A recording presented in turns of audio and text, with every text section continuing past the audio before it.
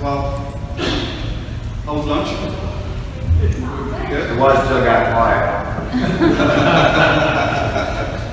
All right, so this discussion is going to be all around direct employer, right?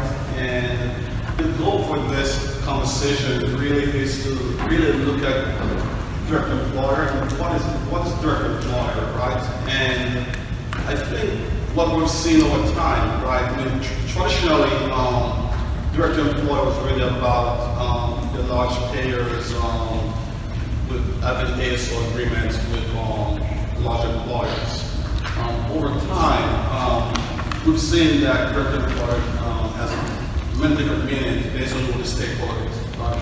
So if it's for instance, if it's a benefit advisor, they may view direct employer a little differently. With the concept of ACOs and large physician networks, we've seen direct employer from a different space. Healthcare systems, they can also see direct employer from a different scope. And I believe employers, right, which is really the primary focus here, is all of them do direct employer and how have that evolved over time. And really and truly, I think what we've seen with the recent evolution and the innovation and transformation, we've really seen that the direct employer is going to take on very different meanings, and with the stakeholders all jockeying for position, and each of them want to create a little space in this market. So before we get going, I'm going to really the panel introduce himself. I'm really pleased to really have a team of really experienced stakeholders on different concepts that will be able to go a little deeper and hopefully will create enough conversation where we will really have the panel and the audience engaging each other. So I'm Balford Francis, one of the original founder and also board member of FLAACOs. Been with FLAACOs since its conception. Currently, I work for Novant Healthcare System in North Carolina, and should never say never, right? But never thought of working for a healthcare system again. But I'll go working for a healthcare system on the payer side, and never say never. Building it, but it's been fun. It's lots of work, but really enjoy what I'm doing. But my true love and passion really is on the physician side. I really love what the physicians can do and what role they can play within that industry. So I'm going to have the panel introduce themselves, and then we'll get going. Hello everyone, my name is Goldstein. I'm a senior business consultant with a company called Accresa. A little bit about my background. I've got about 25 years of healthcare experience. Kind of grew up on the payer side of the universe, but in 2010, the passage of the Affordable Care Act moved over to the provider side. So really since 2010, I've been working in other than fee-for-service and helping hospital systems, accountable care organizations, not only understand the reimbursement under these new models, but also cost, as well as process, a lot of lean process improvement work, and so on and so forth.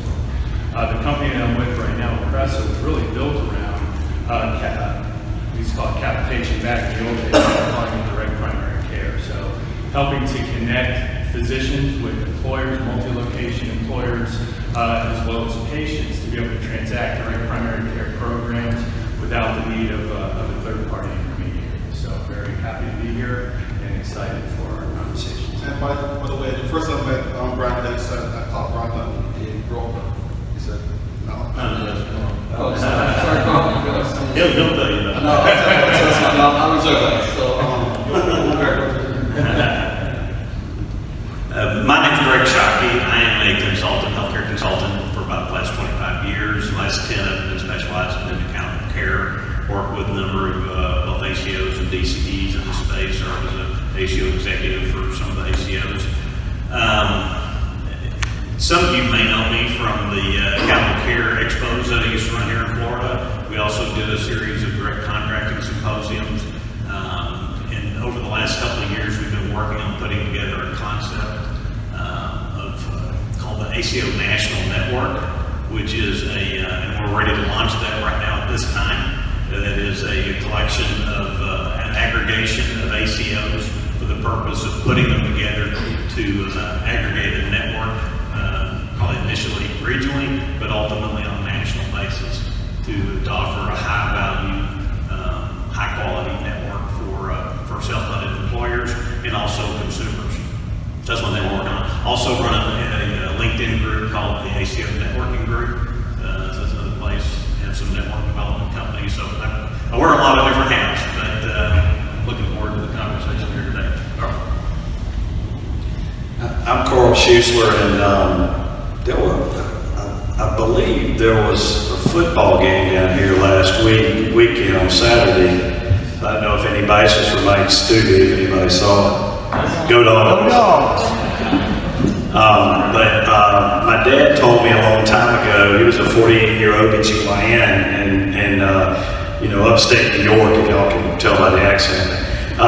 He's from Middle Georgia, and he said, son, you can't say hello in less than 5 minutes, so it'll probably take me 15 to do this. But that was supposed to be funny. Anyway, I'm a co-founder and managing principal of a benefits advisory firm called Mitigate Partners. We have 31 offices across the country. Most everyone is independent, and we work together and collaborate together. We think 1 + 1 = 50 versus someone working in their own kind of silo.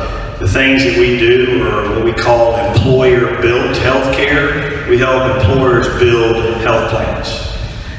Contrary to what we call insurer-built plans, we've been able to save companies millions of dollars with our model. And when your employer builds, you can actively manage your plan.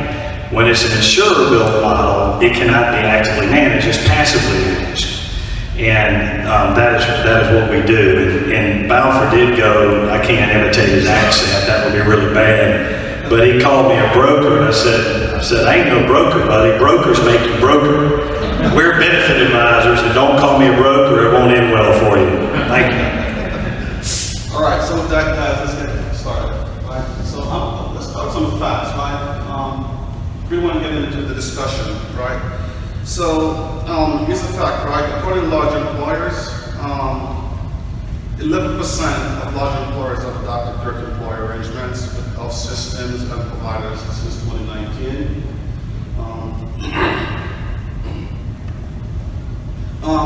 Employer-sponsored health insurance covered 149 million Americans since 2013. So you can see that this is a really big space.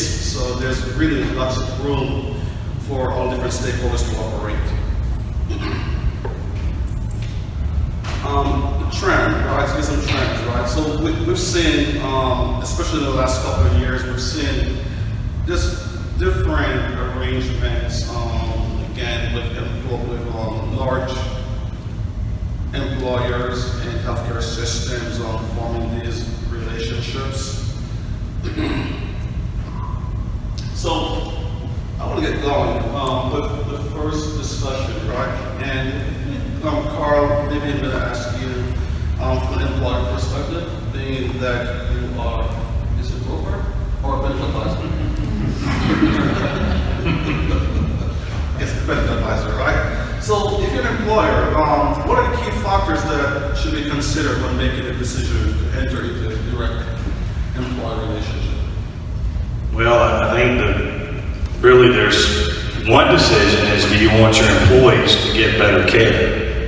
And when you engage in some of these networks that are predominant in what we call insurer-built healthcare, you you get what you get. And if we're able, an employer can identify the best physicians and hospitals in an area, then I think they can reach out and have a discussion. I think that all the employers and communities should be the ones having the discussion with the hospitals and the physicians.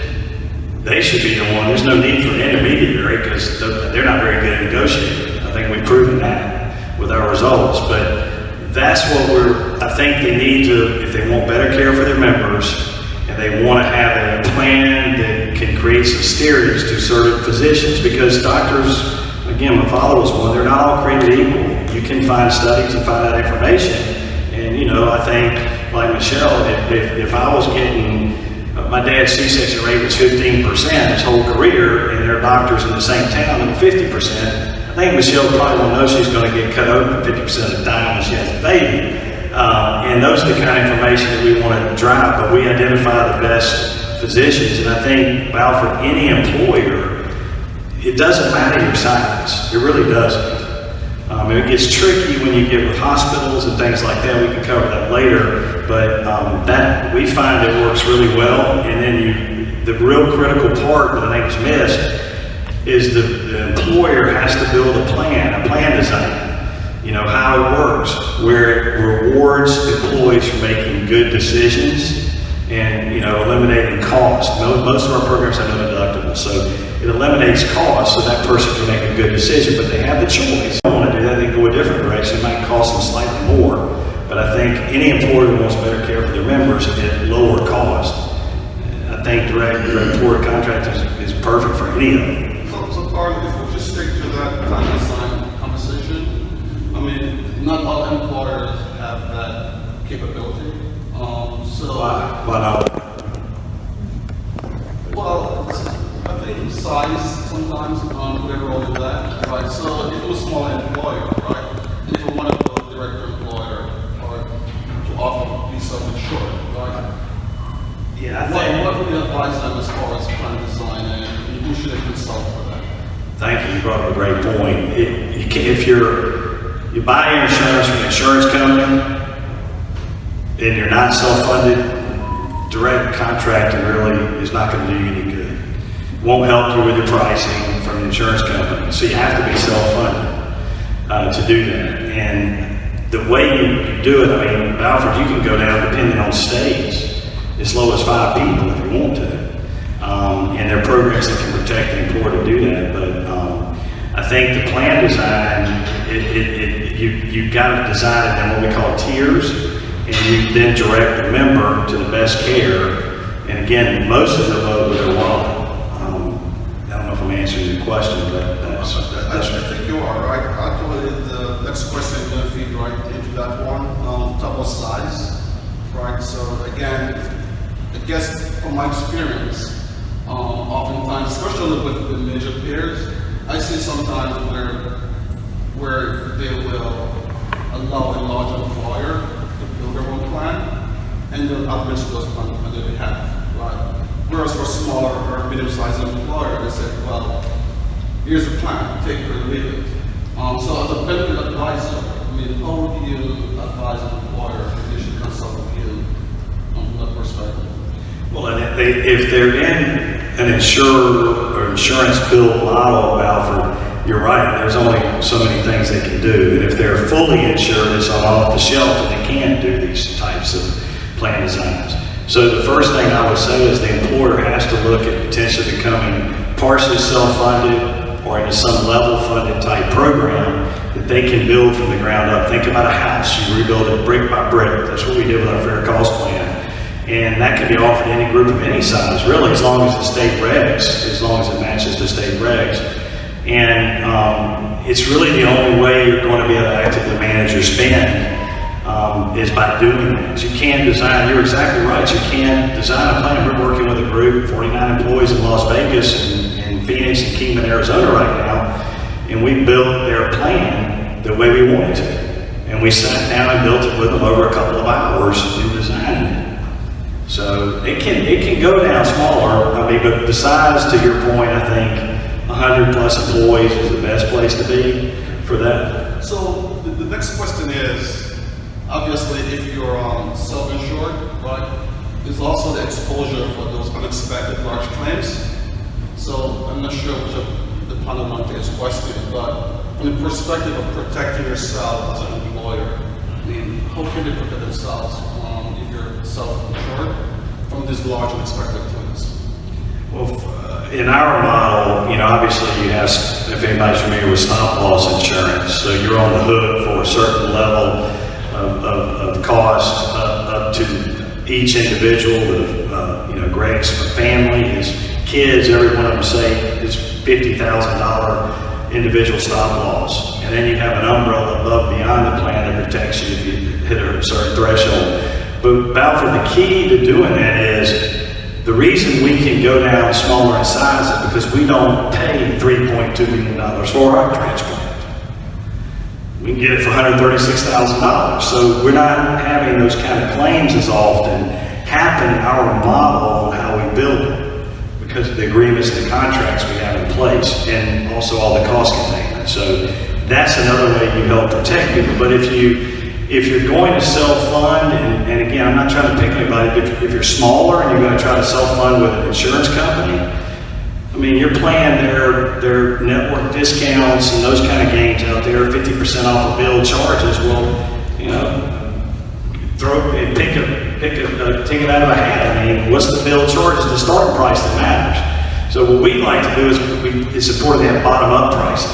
It's like you buy a car. You would never buy the car what the price of the dealership is. You come in here and argue and negotiate, and you meet somewhere in the middle, and that's how this has to work. But if you aren't careful, I would tell some companies that they're not going to actively manage their plan, they shouldn't self-insure. But you'll generally save, 4 to 8% if you just do a traditional BUCA across the United States, Net Manna for y'all folks that don't know that, or Cuba and Florida, or whatever you want to use. But anyway. Right, so that's from your perspective, Carl. If you're an employer, you see many advantages in an employer being self-funded, right? I'm sure others may see it differently, right? So I'm not sure which of you guys want to take this question, but what are some of those other advantages you see from a small employer really being self-funded? I know you mentioned a couple as far as controlling costs, right? But are there other advantages for a small employer being self-funded? Yeah. I mean, there's a lot of it has to do with the alignment of financial incentives. As all of you know, in the ACO world, that's very, very important. You've got to find alignment. And I think in your plan design and what you do is how active do you want to be in the program, just right on top of what he was saying there, that you have to, if you want to play an active role and have a plan that's designed to reward your members to utilize certain providers or then negotiate certain plans or utilize centers of excellence and all these other things, that's something that you can definitely benefit from and you get more involved. So center of excellence, so what is that for the audience?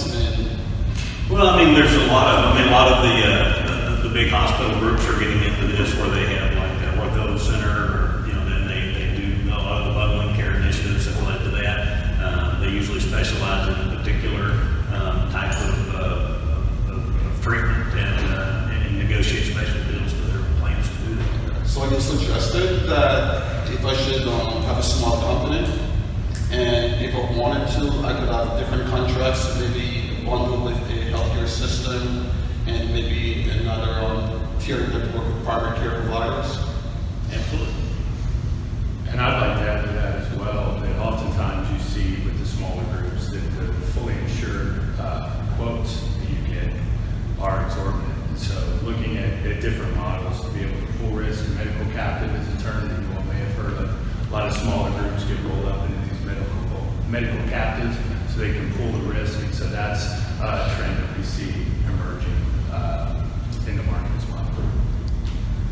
I had one other thought. If each year the employers do what we call the annual kabuki dance, okay? They get a renewal, and if they're 60 days prior, everybody's running around with their hair on fire. The broker who makes you broker actually works at that point, and they run around and spreadsheet all the carriers, and you come back and you go through that game. And if they want to get off that healthcare hamster wheel, there's a better way. But I will tell you, all I can tell you, and you can see it, you can go to our website, you can see that we've been featured all over the country, in the news, Forbes, you name it, you can see it. How can a 185-person hotel organization, had they self-insured with a BUCA, they would have spent $6 million more than they did on the Fair Cost Health Plan over 5 years. 185 employees. This facts, I'm glad to share it with you. 157-person hospital who was with Abuka and one of the big PBMs. Y'all know what PBMs are? You do? What do you think a PBM is? And program built in billions is what it is. But yes, ma'am, you're correct. I tell you what, y'all all full from lunch. I mean, come on, I'm funny. Killing me here. But what I would say, I can't. Come on, Brandon, that messed me up. But they saved 1.2 million or 54% with 157 employees.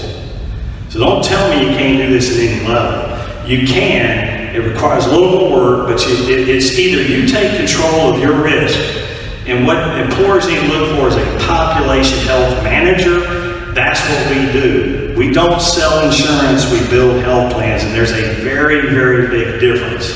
When that hospital we work with, they saved that $1.2 million, we sat down for 5 hours on October the 1st, 2018, from 1 to 6 o'clock at night building their plan. So guys, before we move on with our discussion, Get fired up. are there any questions for any of us out there? Well, I perceive one of the interesting dynamics you haven't touched on is whether there's medical delivery competition in the employer's market. Say that one more time. I perceive that one of the important dynamics I don't think you've touched upon is whether there's medical delivery competition in the employer's market. In other words, they can steer to one system or another as opposed to they just have to build it with whoever's there. Sure, like you're talking about rural health care, something like that, there's one hospital. No, I'm talking Boeing and, let's say Boeing with choosing between Roper and MUSC in Charleston, where the employer can steer and use that as leverage. Yeah, I mean, am I allowed to speak, Mr. Student? He's a Gator, so I guess I got the upper hand right now, but and have for the last many years. But anyway, since Spurrier left. Well, I'm a Bulldog fan. I know, we appreciate you, brother. You know, there was a school district not too far from here. I'm not involved in it, but my partner is. And there were 2 large hospital systems.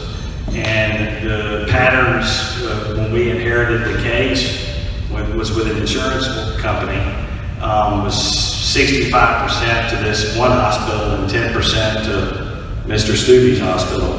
And we were able in 6 months to change that to 73% to his hospital to 10% to the other. So my question to you, is that legal?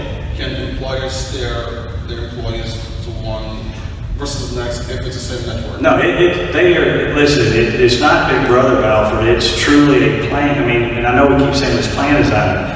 If you go to this hospital, there's no out-of-pocket cost. If you go to this one, there's out-of-pocket cost. So you don't take choice from people. And you don't make it so penal. In our programs, they go anywhere in the country. We go to Mayo Clinic, Cleveland Clinic, go wherever you want. We don't restrict the coverage, but no, there's nothing that I'm aware of. Better not be, I'm going to jail. That's illegal about that. We wanted to get the care of the best hospital, the best facility, that wanted to partner with us. And this is what I would tell everyone. How many of you employers out in the audience? Nobody. All right. Well, I mean, the employers should be the ones going together and meeting with the hospitals and talking to them, because they're the only payers in the system are the employers and employees. I'm kidding with Balford, he gets the broker thing wrong, but then, you know, we call these people payers. What are they paying? They're using your money and my money. They're processors of that money. They're not payers, Medicare, Medicaid, or our taxpayer dollars. So the employers should band together and try to go out in the marketplace and have discussions. It works, we're doing it. You don't need them. If you cut it, people go, how do y'all do it and save the money? You eliminate the middles. It's that simple. There's so much fat in this healthcare system. Misaligned incentives galore. It ain't rocket science. I mean, heck, I'm from Middle Georgia. I can do it. All right, guys, we're going to change the conversation over to the network, right?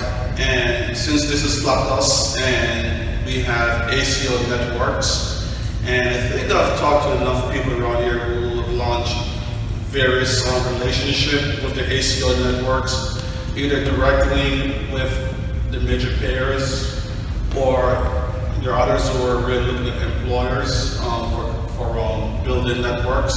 So from the ACO perspective, right? Is there a reason why an ACO would want to contract directly for a DTE arrangement with a payer versus going directly to an employer, right? And what would make one better than the other? Greg, I know that. I mean, from my perspective, as ACOs, we want to have it all, you know.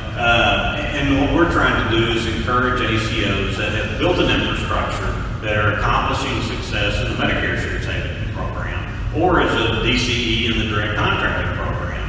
And, you know, you've maybe negotiated deals, you've found the right preferred providers, you've reduced costs, you've got better utilization management measures or population health measures. You do a lot of things right. Why not leverage that infrastructure to then go out and expand your payer mix to, you know, something that includes over half of the payer mix of your providers. It allows you to offer more value for your providers that you serve and make your ACO of more value to them. So, Greg, but back to your question as far as is it better to negotiate with payers or is it better to negotiate with self-funded employers? Well, I think the future is in self-funded employers, but there's no reason you can't do both as an ACO. Right, but if It's not an either or, it can be an and. if I'm a payer, though, why would I want to do business with an ACO that's competing with me as a payer? Once again, it has to do with what you have to deliver. You know, if your ACO can save money, they'll make an exception. You know, it's kind of competition, but and the answer to that may be different for different ones. If once again, if it becomes an or, well, then you have to look and see which one delivers the most value, the most opportunity for your organization. But I'm not convinced it needs to be an or. I think you can make it an and if you're delivering high value. And what we're trying to do as an organization is to aggregate them so that they have more things that they can offer, like a RAP network and like other access to care, you know. And access is a big deal. If you're talking to an employer, they want to be able to provide a larger group of primary care physicians or specialists or facilities or centers of excellence or other things that we mentioned here, you know, for their employees, offer the ultimate of choice. Well, that doesn't necessarily mean you have to give up value. And that's what we're trying to accomplish with the ACO National Network. So you get a little bit of all. So, if you are advising ACOs, right, and obviously the market condition may be different in different places, may be different in a city, right, or a state. So, if you are advising, let's say Larry, and Larry has a large network, what do you advise to Larry as far as how should he operate in this space? Let's take this market where Larry has a large network. Would you encourage Larry to maybe seek direct arrangements with employers, or would you advise him to maybe work with a payer? I would say that, and I'll preface this by my definition of direct to employer incorporates other than fee-for-service reimbursement. And so whether that is on your specialty inpatient, percentage of Medicare, whatever the case is, what we're doing is we're dramatically simplifying the process and the way that we manage patients within that model. So that speaks to your earlier question. And so what we've seen with the hospital systems, the economy care organizations that we work with that have moved down this path towards this model have seen not only developing financial models that are profitable for their organizations, but also driving anywhere between 40 to 50% of operations expense because they don't have to deal with insurance companies, they don't have to deal with claims. It's super simple, very efficient, and highly successful. So that's been my experience. Any questions from the audience for these guys? Yeah, one quick question. You know, how do you do your utilization management? That's a great question. Most of the organizations that I work with are accountable care organizations. They have their own care management infrastructure that they're already utilizing. So in this model, and again, ACOs, clinically integrated networks, are already practicing care management for the most part. So there's not really a disruption to how they're managing patients clinically and so on and so forth. Is there any deviation between authorizations? Obviously, open heart, you're going to have to do that. But I mean, if there's obviously insurance companies, they have really tight utilization management and authorization process. But when you go self-insure, are you able to loosen up those reins a little bit? Do you want to answer that? I'll try. I think when you talk about utilization management, that's a term thrown around so loosely. And from our experience, there's a lot of roadblocks for physicians that have to do prior pre-certs, peer-to-peer reviews, and all that stuff. But if you in a self-funded employer, we try to identify the best utilization management, disease management, case management company we could find, independent. And when those deals come in, or there's certain episodes of care, there's a whole process in place. And with certain physicians that have met certain metrics and quality metrics and outcomes, we can waive pre-certs or prior Rs for certain things. And we get agreement from our stop-loss carriers because of all the cost control we have in the background. But I think that, I don't know, you tell me, how can we consider what's done in more of an insurer bill world, a $3.2 million heart transplant, the first time you hear about it is when the claim shows up in a catastrophic claimant report. Is that utilization management? I think utilization management starts when the call comes in, and you have to have a team, and the way that the plan should be built, employer built, the network development partner, the cost and quality partner, the third-party administrator, ourselves, the advisors, all, and the third-party administrator, everyone rolls their sleeves up, and we could have had that heart transplant for $137,000. And so that's real utilization management. I would beg to argue that no utilization management exists in the traditional insurance bill world today, hardly at all, other than making it difficult for doctors. But at the end of the day, the misaligned incentives make it where the more surgeries, the more things are done, the more money they make too. So that to me is one of the most hidden gems and most overlooked items in a self-funded plan. And it really is a critical part. If you do it right, you can really control your costs a lot better, and it's better for the member care. Does that answer?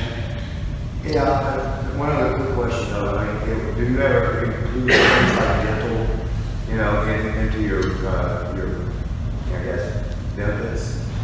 Well, sure, not medical, but you can certainly self-insure dental plan too. That's real simple, and then people can go anywhere they want. You just do it by a certain direct level of reimbursement, you said, is your bogey, and people can go anywhere they want. Is that what you're asking? We are seeing. Larry, I'm sorry. Balford, I wanted to kind of pick Carl. Our experience as we begin to build what you're talking about in our organization, and that question earlier about can you have it both ways, I think you certainly can have it both ways. The one where it says can ACOs have payer relationships and do the direct to employer? Of course you can. But I think I want to go back to the utilization piece, Carl. Employers don't want to do utilization. They don't want to do authorizations. They don't want any part of that. They want you to bring that program to them, because the last thing they want to be doing is telling their employees what they can and can't do from a medical standpoint. So you've got to bring that program intact to them, and I think you alluded to that earlier, Carl, as to how that has to work in a direct employer model. Hey Larry, very quick question. That's a great point, right? Because I work for a large healthcare system, and we're self-insured, right? And I happen to manage the population health department, really as a consultant or a vendor internally, right? One of the big questions that we have is really the safeguarding of our co-workers' personal data, right? And the privacy around that. So as a self-insured employer, right? How do you safeguard the privacy of your considering a small employer, right? How do you safeguard the privacy of your employees' information, making sure that there's no biasness as far as your determination to fire or the employee staff, because you have more access at this point to medical information Let me give you an that example. may impact I costs? spent 12 years at Seminole County School Board running their health plan for the Business Advisory Board, and I can tell you our transportation people, we have about 9,000 employee lives. The transportation people wouldn't even go get an annual visit, wellness visit, because they were afraid their employer would find out what's wrong. And they were self-insured through Cigna. I'm going to answer your question first. Yes, it's a brick in the house. It's a separate component. If I confuse anybody, now, this is done by a third party, 100%. Secondly, as far as all the HIPAA stuff, that's been the biggest. I mean, I won't get into HIPAA, but about 90% of it is really mostly for the insurance companies, and 10% has to do with the PHI stuff. That's the truth. Go look at the law. So that's what's so funny. Everybody kind of HIPAA. All the third-party administrators, Balford, who work with and so forth, have all those safeguards and those firewalls and all that stuff. No different than the other. And by the way, I can tell you one thing. Ain't none of our third-party administrators been breached or had their identity stuff come out in the marketplace. That was happening every other day in the insurance company world. So that's not really a problem. Okay. So Greg, from the network perspective, right? Is there anything that you can address as far as? Well, one thing I want to add to that is, you want to maximize your utilization of partners. And it's, whether it's a third-party administrator, whether it's a utilization management company, whether it's a benefits advisor, whether it's all the above, whether it's, lots of other partners and everything. This is not something you go at alone or your employer goes at alone. I think the important thing here, and it addresses the very first comment that Carl made, is it's an active approach to managing a rising problem that's not going away. And this is a chance for employers, and I think what you're looking at is, as it was alluded to also in the opening comments, this is the trend that the healthcare is following. And this is an opportunity for ACOs to play an active role in that piece of it. That doesn't mean you're going to do every part of it, or you all of a sudden have to start your own TPA or start your own new divisions or departments. It's a great segue, right? That's the next question. Okay. So if you're on ACO network and you're going to launch your own direct employer strategy tomorrow, right? What is one of the key components that you want to factor to be successful? I think that's it right there. You find the right partners. And that doesn't necessarily mean that you're going to have to go out and find the employers. That's a great step, but I mean, if you find the right partners, a lot of those things take care of themselves. And everybody has a role to play in this. The employers, they need access to care. That's where ACOs come in. That's where, you're aggregating providers. And what we're looking to do with our organization is to aggregate ACOs. So we do that on an even larger scale, where we have where we have common alignment. Are you going to have alignment everywhere? Are there going to be competition in different places? Those are realities in business, But where we do have alignment, that's where we find places to come together and to deliver the most value. So let's say I'm an ACO, right? And I want to launch my DT platform. What role do you see TPA, PBM, or even your ROC network? How do you go about in identifying those partners to make sure that it's going to be the right partner for the employer and for that ACO network to be successful? So how do you go about looking at those partners? Is that what you're saying? Very carefully. It's not easy. Third-party administrators are tough, but you have to evaluate. Listen, Balford, I know I've impressed you with all my knowledge today. No, we have partners that we brought in that are forgotten more than we'll ever know. And so we have a pharmacy consultant that's involved that helps with the PBM side. Do we understand PBM? Sure. Do we know that stuff? Sure. But golly, once the contract's done, if you're not paying attention, you're getting robbed from behind. So you have to have good partners. And I think the hospitals, everybody. The thing, folks, is the healthcare system working right now? We're sitting here talking about this. Is it really working? Before there was health insurance, this thing did work. When it was my doctor, my choice, I saw my pediatrician and I paid out of my pocket. My parents paid out of their pocket then. There was no insurance involved. When my dad retired, he had 10 people doing insurance billing in his office. It isn't working. PPO's costs have gone up 4 times since their existence. So the only thing you can do is try to take control of it, And you do need to find a good benefit advisor, and employers have to have a little courage. But it can be done, and if you want to take this thing back, you better, because what's happening today ain't working. 25% increases, and then they chop it in half at 12. Hey, this is great, 12%. Well, did that employer get to raise their prices of their goods 12%? So we've tried to do something, Balford, to find the best of the best and bring them together. And I think, again, the results speak for themselves. So, Greg or Brandon, so Carl, what data do we have to prove that a network or an employer can do better than a pair? I mean, have we proven a point to date, or are we still trying to prove a point?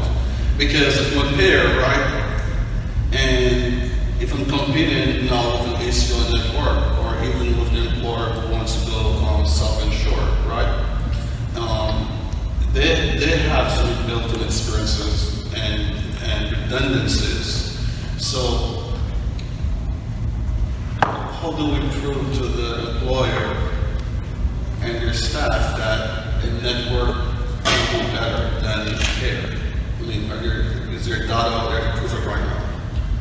I'll go ahead and take that. Well, I think that this has been a very long battle between providers and payers in terms of getting the data to be able to analyze. We do see in some of the direct-to-employer programs that I've been engaged in, it is really a true partnership between employers and the physicians.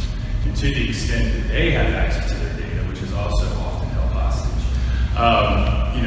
there's advanced analytical platforms out there that can look at if you're moving from a fee-for-service to some sort of capitated arrangement. What would that per member per month look like based on the acuity of the population? What does the network look like? Not all physicians practice in the same way. Well, some are a lot more costly than others. So can we build a network based around that data that will make sure we're profitable as well as have the clinical outcomes that we're looking for? So I would say that's probably. If I can add to that, that's something that may hit home with this audience. Would everybody agree that ACOs in Florida market is a very competitive landscape? I think that's a safe comment. How do you sell your ACO to your providers? Does track record ever come into the conversation? You have a track record, and not only that, but in Medicare, what kind of a range of price negotiation is there in Medicare? There's not, and that's one of the popularities of the direct contracting model is that you can now negotiate discounts with that. Well, without even negotiating a discount, the Medicare Shared Savings Program has a track record. It saved money. It's done it through quality improvement, not through price negotiation. Now you've got the ability to do both. So the same way you would sell your ACO to any prospective provider that you're trying to recruit, you sell it to an employer the same way. So, Greg. And you can sell it, with a very difficult market to build. Right. So I'm an employer, right? Okay. And I'm just skeptical about this thing. Sure. Right. And I'm saying to you, well, but Medicare is a large network, right? So you're only managing a certain portion of the services, and the patient, they can see a provider in the Medicare network. Well, to me, that drives the point home.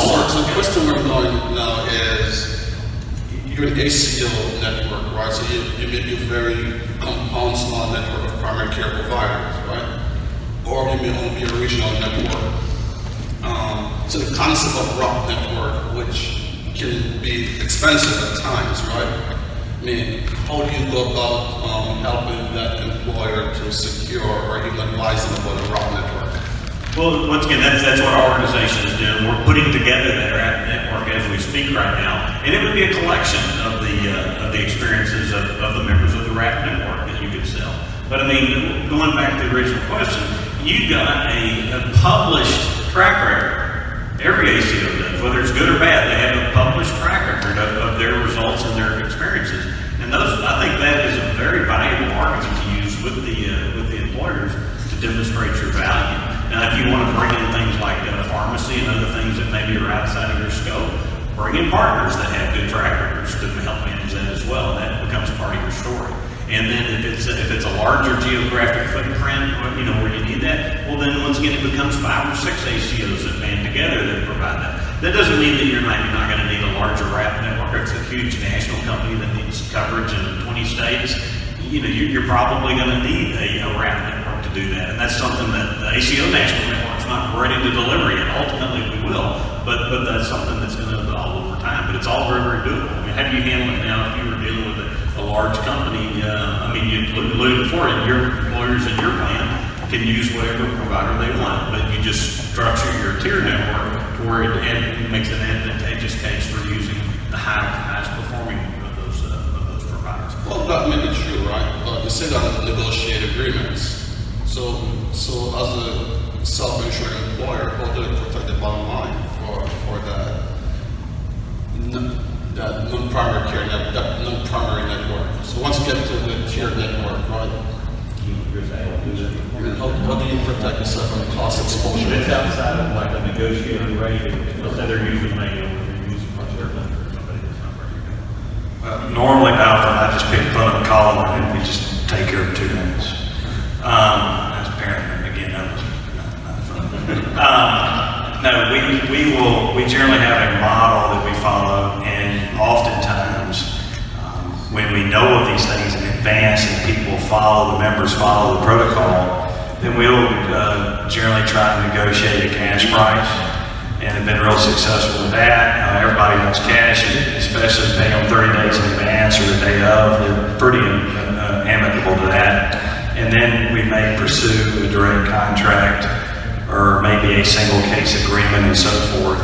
And then at some point, if you can't get to that agreement, you know, again, it depends on where they are and where they range. If you're thinking of, because Medicare is accepted all over America as some, you know, fair price of Medicare.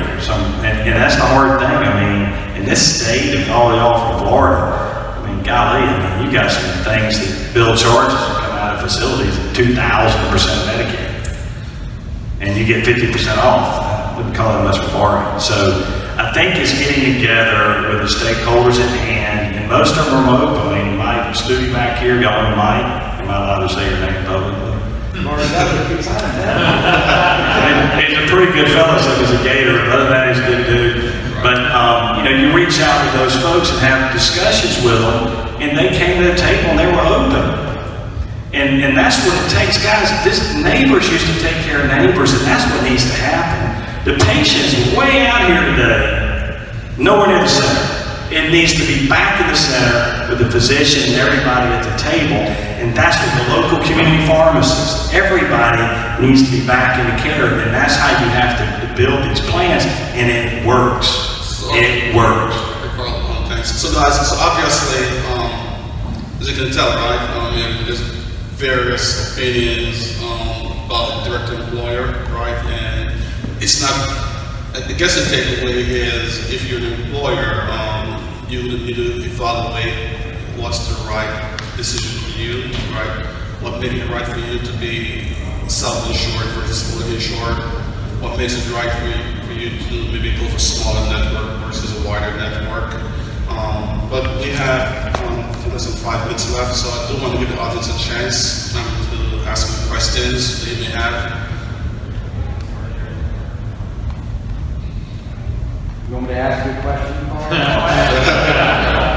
Well, I'll tell you what, I'll keep you out of this. So, Greg and Brandon, you know, one of the things that we come up against as we think about, you know, working directly with employers, it's the human resources department within these employers, right?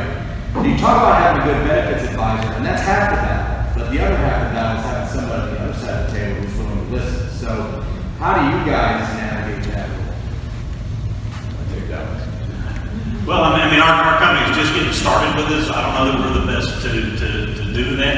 And also, the role that we're trying to provide is to bring everybody together and use the collective experience and everything with it. So, yeah, I think it's important that you do that. If you dealt with that subject more. Well, so I guess the question is, right, for the benefit advisors, I mean, when are you objective enough to make sure that you're making the right decision for the employer to $7, right? Because obviously, being a stakeholder as a benefit advisor, you also had a vested interest as well to protect your bottom line. So what makes it right? And when are you truly evaluating what's really right for that employer? So I'd like to just add to that, because I do have a lot of experience, unfortunately, is that, and I know we said it tongue-in-cheek earlier, but we're talking about the difference between brokers and benefit advisors. And I can tell you that there is probably 5% of individuals out there that are doing it like Carl and others. The other 95% are still stuck in the same, the BUCAs pay my bills and I'm not moving for anything. And so that's really been the biggest hindrance in terms of scaling the model. When we do talk directly with employers, I don't think I've talked with one HR manager that said, I don't want to do this. But as soon as they say, I want to do this, then they bring in their broker and it goes nowhere. Does that answer your question? Did I do that justice? Yeah, you did. You were a lot more eloquent and shorter than I would have ever seen. All right, guys, we've come to the top of the hour, so any last points you guys want to make? I was going to say one thing to Mike, okay, and if this is being recorded, all due respect, I have a lot of friends in HR and so forth, but even one of my clients, the HR said, Carl, HR is not agents for change. And they're not, and the better run companies are putting it under finance. This is a financial decision. You're financing healthcare. And the HRs traditionally don't want any more work, and that's just how it is. And they don't want to rock the boat. And we have to make them be courageous by helping them build and do the right kind of model. But it is extremely difficult. Otherwise, Balford, I wouldn't be sitting here. I'd be talking to an employer right now. So if everything executed, I'd probably be a Castaway Key with the Disney cruise with Mike and his family. So that's just not how it works, unfortunately. I would like to add to that a lot of this has been being driven by the employers. I mean, the question you asked had to do with how do you go out and promote yourself to them? I think that's the wrong position to begin with. I think when we get started into this, it's dealing with the incoming interest that's coming in. There's a lot of need in the marketplace. Companies like Walmart are going to the Emorys of the world, and they're seeking these out. And this whole ACO directed employer contracting, I think Mercy was doing some things with it 20 plus years ago, but the modern day era is coming out of like California and some of these other states where there's collective Fortune 100 companies that are directly approaching ACOs and teaching them how to do this. All I'm saying is why not get into the game, see what you can find out about it, and see what opportunities present themselves as they come this direction, because right now is the time to do it. No, I would just like to say thank you all for attending today, and any questions that you may have for me, please reach out. So guys, I think I would love to do this again next year, but next time I'd like to have a pair at the stable, so Processor. Here, Carl. So that we can really get the point of view as well from a pair perspective. Thanks all. Thank you.